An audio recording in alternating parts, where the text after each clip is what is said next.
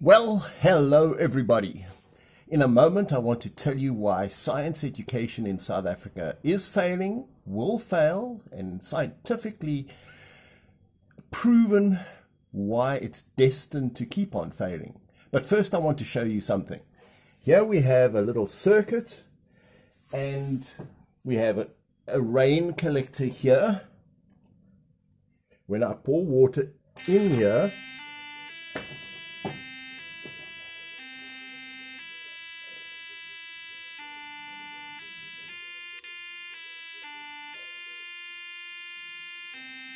and it just keeps on playing doe, a deer, a female deer, ray, a drop of golden sun, for as long as there's water. And when I poured the water out, it stops going. So it's a water siren. And what could be more annoying at 2 a.m. in the morning than to hear a doe, a deer, a female deer from Mary Poppins? But I want to show you, I showed in a previous video how I made this little audio amp on wooden blocks, and I want to show you some of the other things which I've done on wooden blocks, and I will get back to why science education is failing in South Africa. Believe me, this does tie up, there is something related here. So here you see some other circuits that are built on wooden blocks, and the reason that I put them on blocks is because when you build them on little breadboards like this, the breadboards are expensive, and if you've gone to all the trouble of building the circuit, you don't want to pull all the components out. You might love the circuit so much that you want to reuse it. So why not drill holes into blocks of wood and then if you don't use too many components, you can keep them forever. Here was something I used in my 46 years of science teaching.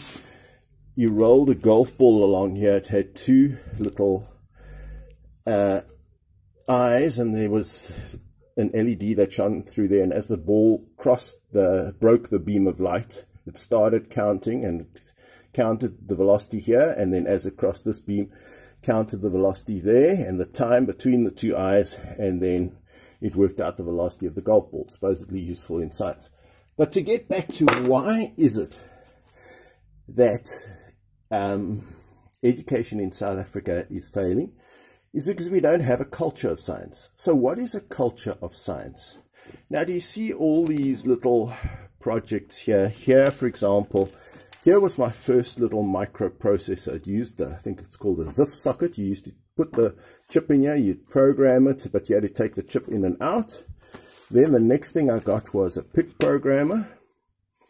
And this is one of the more modern 8-pin or 10-pin PICs. 1, 2, 3, 4, 8-pin PIC.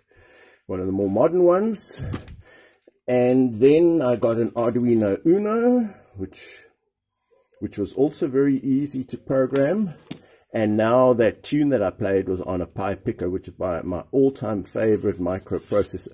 But in the process of time, I was also learning to build these little electric circuits. Now, for example, here is a little circuit that I asked all my students to build, one of these. And let's just see if I can get it in focus. So it was a very simple little circuit, and all that the kids were required to do was to put in one transistor, a resistor with an LED, and then if they touch their finger between the base and the collector, or the base and the emitter, like that, the LED would come on or not, because your thumb was biasing the base positive and it was turning on the LED. So you see all these little blocks here. So I got all my classes, my science classes, 3 classes, to build a little circuit like this. And I said, please, you can keep these circuits and play with them at home, whatever. No, sir, we're not interested. We don't want it. And all these circuits here, they just gave back. They didn't want it. And in fact, I almost had to keep them in at break to get them to finish it, and to make sure we tested every single circuit to make sure that it worked.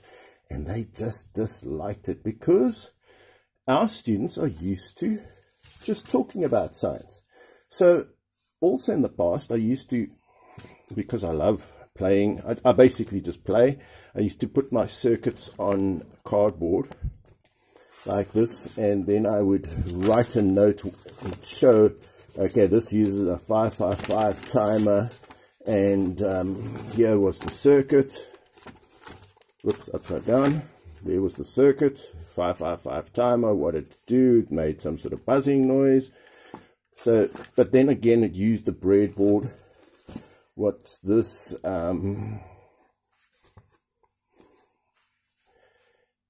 So all of these circuits, and you know, I don't even remember some of them. This one, I know you used this potentiometer to vary the speed of this motor. What did this one do? Oh, this one changed the frequency of the 555 timer. What did this do? Oh, it had light shining on both of them, and I think somehow if you closed it, these photoresistors, it did something. Oh, I think it's depending on which one you covered, so the LED would come on. It was using a circuit almost like a comparator. There was just a simple circuit. And then, as I say, then I've got files and files full. Okay, this circuit used to use, this was just a pure electronic circuit that just created lights like you got in, was it Magnum? No, Knight Rider. And the lights used to go back and forth like Knight Rider lights. So I used to collect all my circuits and have them file them. And so on. So I'm just saying that our learners in South Africa are so used to just doing things theoretically. They are really not interested in building or doing anything actual in science. Just let me stop for a moment.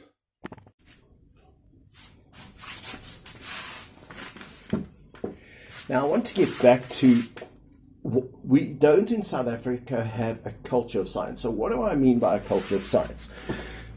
Okay, take, for example, I play with electronics. I love playing with electronics. I like programming micros. Nobody has to pay me to do it. No one has to force me to do it. And as a hobby, I'll do it, and I'll do it all day and all night.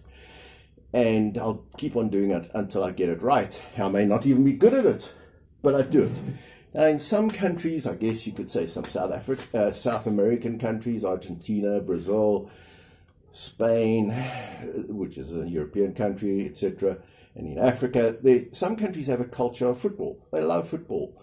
Or let's say ping pong in China or whatever it is. You know, they have a culture of that. And a culture of science means people come home after school, they play with science, they talk to their friends about science, they have friends that are involved with science, they may stay at the science club after school, they talk to their parents about science, and their parents are in science. But I can tell you this, in South Africa, and I could almost wager very good money on this, there's no culture of science, there's no talking about science ever around the dinner table, ever after school or whatever. Science is just something. And in my 46 years of teaching, I found that many, if not most, if not all in some years, the kids were not interested in science. So why the hell are you doing physical science, the hardest subject on the planet, if you're not interested in physical science? Because it's a requirement to get into the chosen occupation which I want to get into. So that is why I'm doing it, just so that I could get into university and get to my chosen occupation. And then I say, how many of you actually want to do science? No, that we don't really. So the occupation is sort of requires that you have a few science subjects, but they don't really want to in their occupation do science, and heaven help them if they do, because it'd be like a computer. You go into computer programming, you learn everything, but you don't play on a computer. You're not like all these geeks and nerds who come home and they spend their whole life on the computer. How can you compete with that? They have a culture of computing. If you go to university and study computing and you don't spend hours every day playing on your computer, programming your computer, trying to get your computer to go faster, networking with, getting all your friends to bring their parts, taking them, swapping them out, networking their computers, playing video games or whatever you're doing with your computer, which is, my son always did that. I was always so happy because he was so interested with his computer. He wasn't interested in drugs, sex and rock and roll. And he had a culture of computer programming and playing with computers and building them and making them go faster. And he had friends that were all like that. It was wonderful. It was just so easy to raise a child that was interested in computers as opposed to, things that can get you into trouble. And then you knew that he always had an occupation one day because there's always a use for people who love and are very good on computers. So the same thing with science. And please, I'm not blaming the kids. Our kids are no different to any other kids. I'm not blaming the teachers, and I'm not blaming the education system. If you want to frighten physics teachers, just say to them, okay, you've got to do a practical. Oh my word, most of them hate practicals. They never did practicals themselves at school. They never had teachers who did practical work. They didn't have practical equipment at school. And there's less and less practical equipment at school. When I started 48 years ago teaching, the labs were full of equipment. I mean, there was so much mercury lying around. There were so many Crookes radiometers. There was all kinds of funny, cathode ray tubes. There was all kinds of great stuff, oscilloscopes lying around, and we would play with them, and the teacher would get them out. And our biology teacher would put slides of living organisms swimming around on microscope slides, and we saw that. My word, were they advanced 48 years ago. We could see amoeba and spirogyra live on the screen. I mean, Mr. Buerta and Mr. van Schalkwyk, you guys were amazing. So we learned that you played with science equipment. It was there. You enjoyed it. You went home. We made gunpowder. We played with science. I guess it wasn't really science, but I used to spend many years building model aeroplanes with little engines and then flying them. Maybe it is science. Who knows? Well, let me tell you what science is. Science is a sort of a method of finding knowledge. And if you play with electronic components and you build a circuit and you find the circuit works, you've increased the knowledge. Or you've just copied somebody else's circuit and you found out for yourself, well, this circuit works. And often you will play around and experiment. For example, I'm probably the first person ever to have a circuit on a Pico that's playing doe deer, a female deer. So I had to program that, and I'll show you the program in a moment. So it's I guess you could say it's nothing great, and they're great programmers who have a far greater ethos of science and far greater ability than I do. But we all people who play with science have a culture of science. So instead of kicking a football around, if you're building little circuits or doing something to do with science, I mean, man, you're going to go far. If you're building little stick bridges or designing little houses, you're going to become a great engineer or an architect or something. If it's your hobby and it's your passion to do it, and nobody has to pay you or tell you or order you or whatever to do it. Now look, as I say, our science syllabus is so totally impractical. There's almost nothing in it that's related to anybody's real life or anything that they can use. I mean, I could go through, there's 20 questions in the 10 in the physics, 10 in the chemistry paper. Every single one of those questions is worthless and has nothing to do with the student's life. So why not just make it practical, get 10 subjects that people can use. For example, let's say you're going to do stoichiometry. Let's mix a hydroponic solution. Let's find out the percentages, the composition, let's see how they conduct electric currents. Let's see how the different solutions make plants grow. Let's see which chemicals the plants like. Let's do something that's practical, so maybe the guy can, when he leaves school, can become a farmer or start a hydroponic system or something. I'm just giving that as an example. or let's teach them how to make an electronic circuit like this little one, this rain gauge circuit, so that maybe they could use it in their garden. If it starts to rain, they can go run out, catch water off the road and use it in their garden. So how can one change it? Well, I honestly don't see how in South Africa we can change it, because we're still struggling with schools that have pit latrines now, and we can't get them to have water loos, flushing toilets. So there's such a limit of resources, and we have such a huge number of teachers, and all of them, how would you retool them? You'd have to start from scratch with a practical science. Let's call it practical science, where science is about doing. I would rather that you sat and played with a candle and a flame, and you did something, and you looked at the colors, and you found the temperature, and you discovered what gases are, just do something that involves something, and get playing with it. And just, rather than, all we do is we're training our kids to come in, take notes. And science is incredibly complicated, and they try to make it as mathematical as possible. Oh, that's not science, guys. They've so confused maths with science. Oh, maths is so infiltrated science now that all the teachers are maths/science teachers they hire. So science has become like the bitch of maths. And in fact, when you go to university, they don't even really care what your science mark is. They just kind of, okay, it's nice that you took science, but they're more interested in your maths mark. Like, maths is God. Who cares about maths? Science is king. Science will help you. And if you need to do maths, call out a calculator or a computer, or get someone who knows something about maths. Maths is so highly overrated, but it's so infiltrated the science system. And physical science is so mathematical these days, they even barred kids who do maths lit from doing physical science. Can you believe it? So all that physical science does is, out of, let's say, the 100% who do physical science, which is a tiny number, I think it was 18,000 in the Western Cape, the tiny number, and shrinking, because people hate it and don't like it, and it's impractical and it's useless, and it's just, it increases your chance of failing your matric.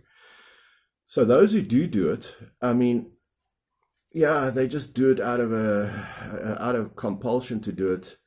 And why not just make it? You see, so few of those people are going to go to university and use the science. Why not have those 18,000 people who do science be taught something they could use in their practical everyday life, and carry it with them? And maybe of the 18,000, 1,800, 10%, who knows, will go on to university. So it's out of all those people who do physical science, how many actually go on to university? And university shouldn't even make it so absolutely desperately necessary that you've got to pass maths to do physical science, because physical science is a subject all on its own, and the maths you just have to be average at maths. They don't have to make it so throw all these hurdles in the way of you actually becoming a scientist. So I just want to get back then to my circuit. So I hope I've made what I think is my point. My point is that science has to be practical, and it has to be something. If you'll know when you're succeeding, when the kids are spending their afternoons doing it all by themselves, when they are building robots. I mean, how many schools have robotics clubs or science clubs, or do anything to do with science? Kids are not interested, because there's no culture of science in South Africa. But I'm sure in China and Japan and many of the Asian countries, the kids actually have science clubs, and they do like to do robotics, and their fathers and mothers are in robotics factories and are involved with science, and they're building chips and whatever. And so, are we just going to give up on Africa and just say, no, this is too difficult for us? Or are we actually going to, I mean, it's not hard to do robotics. A lot of the components you can just plug and play. So you could, they sort of like, they come in blocks, and you just plug the blocks together like a jigsaw puzzle. You could start it easily. And just make it so that you'll know when you succeeded, when kids are physically playing with science equipment and they're spending their own time doing it, and they're doing it because they want to. And then you will find that people, when they leave school, to be doing jobs, engineering and science jobs, because it's part of what they like doing. It's their passion. You don't have to tell people who want to become a footballer to go and kick a ball. They just go and kick a ball. They love to kick a ball. They want to kick a ball. It's so stupid to kick a ball. It's so prioritized in our culture. Oh, you're such a hero if you can kick a ball or you can sing on key. I mean, but there's just no one thinks you're cool if you do science or make a robot, which it should be. I mean, so much more useful. If we can have a robot building whatever, call it a robot making plastic buckets automatically, fantastic. That is so much more useful than kicking a ball or singing on key. So let's get back to that thing. I think that's enough of a rant from me. I want to get back to what I started with. So I wanted to get my Pico to play go, dear, a female deer, ray, a drop of golden sun. So all I did was I looked up, okay, so middle C, which is this, there's middle C, I looked it up and it's 261 hertz. So it means that the vibrator, the speaker is vibrating 261 times back and forward, on and off per second. So on the Pico you have PWM, pulse width modulation. Most of the in-out keys you can tell them, okay, now I want this pin to vibrate, and you can tell it the frequency. So I'll show you the code in a moment. It's very easy to code it. So I just made it Do, which is 261. That was the key of C. Then the key of D is a higher frequency than the key of E is an even higher frequency. So you just tell the computer, play this frequency, then play that frequency, and then play that frequency. And the only other thing that you need to do is tell it how long it must play. Like this is a Do, that's a long note. A deer, that's a long note. So you got long, short, long, short, long, short, long, long. So you play it, you figure out, okay, this is a long note or a short note. And so once you get the pulse width modulation going, you just tell it how long it must stay on for, or you just tell it to sleep while it's playing that note. And I'll just show you the simple program that we did. Now there's nothing, this is quite similar to what I showed you in a previous video, but I just want to show you the actual program that I used to play the notes. That's the different part from my previous videos, which showed you how to build the circuit, how to put it on a wooden breadboard. Like I say, I love these wooden breadboards with nails so that you can take your normal breadboard away and reuse it. And then because it's nailed down, you've got it forever. You've got this new circuit. So here is the MicroPython song called playtune.py. And we explain, well, here in line 1, from machine import pin pulse width modulation. So we want to activate a pin and we want to activate pulse width modulation in this particular project. Then we had a rain button on 16, which has a pull down, which simply means that it has an internal resistor that's pulling it down to 0. And when rain falls, it pulls the pin up and it gives it 5 volts from the USB input. So normally it's 0 volts, pulled down to 0 volts, but when the rain falls, it closes the switch and makes it 5 volts, and then the pin detects that. Then we just had a LED on pin 25, which is the internal. So when the rain fell, a little LED, the built-in LED on the Pico switches on. We imported sleep. We need to sleep during this program, which means delay for a while. And then we put the pulse width modulation on pin 13. You can see the English, the programming language is not that difficult. Then I said the note of C is 261 Hertz, the note of D is 294, the note of E is 330, the note of F is 349.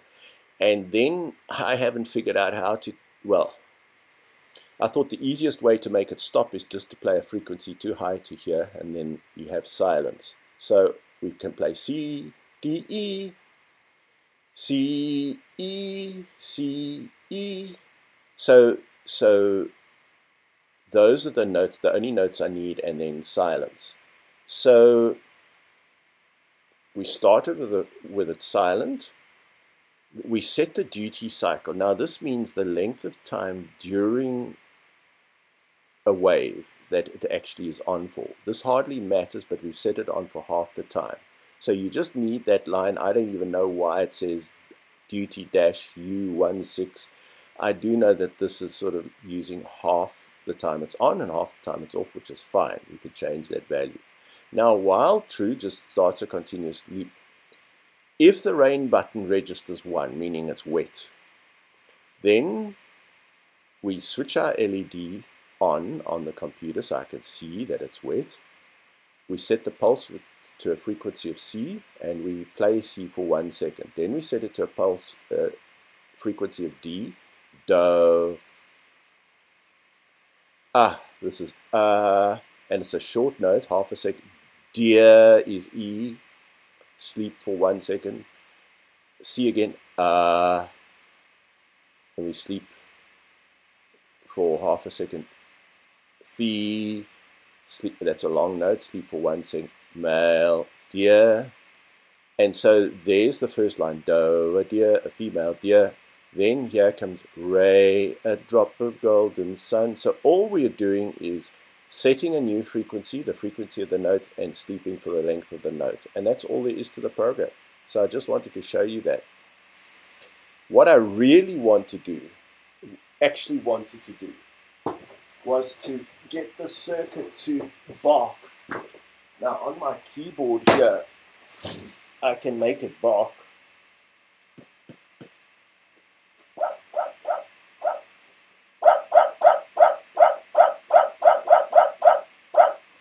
So that is what I really wanted to do.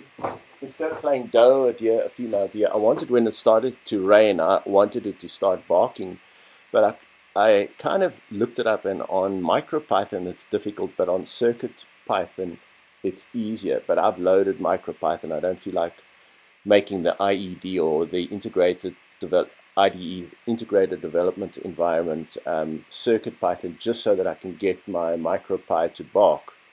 I can get it to play notes, but ultimately I want to get it to bark so that I could use the circuit so that, let's say a burglar steps on the front doormat that closes a circuit, and then from inside the house, instead of rain activating it, a burglar activates it, you hear this barking occur. So it will bark, waf, waf, waf, waf, waf, waf, and I'll just set it to bark continuously if somebody steps on the mat.